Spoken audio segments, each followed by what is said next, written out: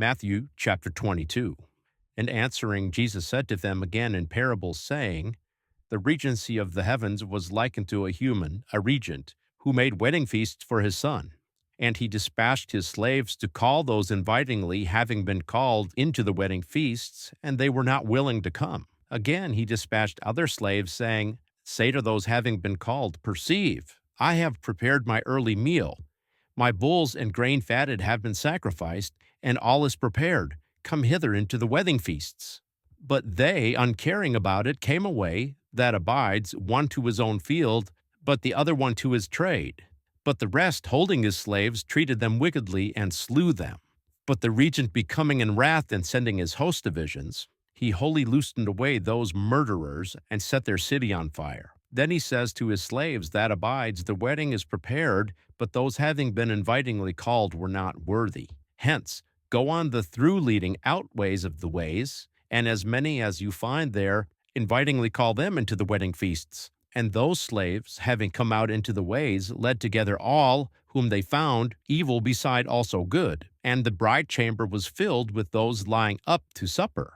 But the regent, having come to behold those lying up to supper, perceived the human not having been slipped in over with a slippable in raiment of wedding. And he said to him, Comrade, how did you come in here having no slippable in raiment of wedding? But he was muzzled. Then the regent said to the servants, binding his feet and hands, Cast him out into the outer darkness. There will be the sobbing and the gnashing of teeth. For this cause many are called, but few are outchosen. Then the Pharisees, having gone, took an altogether counsel, so that they might entrap him by a word. And they dispatched to them their learned ones, with the Herodians, saying, Teacher, we perceive that you are true, and teach the way of God in truth, and you yourself do not care therein about others concerning not one. For this cause you do not look to the two-eyeing of human. Tell us hence, what do you deem? Is it allowed to give head tax to Caesar or not? But Jesus, having known their evilness, said, What do you tempt me, you hypocrites? Show me the coin for the head tax. But they brought him a denarius. And he says to them, Whose is this image and the written thereon? They say, Caesar. Then he says to them, Give that of Caesar to Caesar, and that of God to God. And hearing this they marveled. And having left him, they came away from him.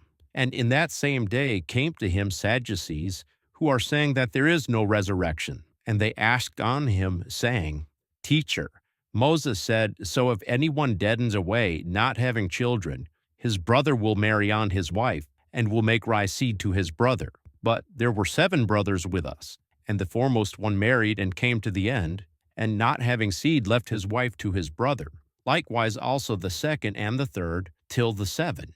But hereafter, last of all, the woman deadened away. Hence, in the resurrection, of which of the 7 will she be wife? For they all had her. And answering, Jesus said to them, You are errorized, not perceiving the writings, but also not the ability of God. For in the resurrection they neither marry, nor are they given in marriage, but for this cause they are as angels of God in heaven.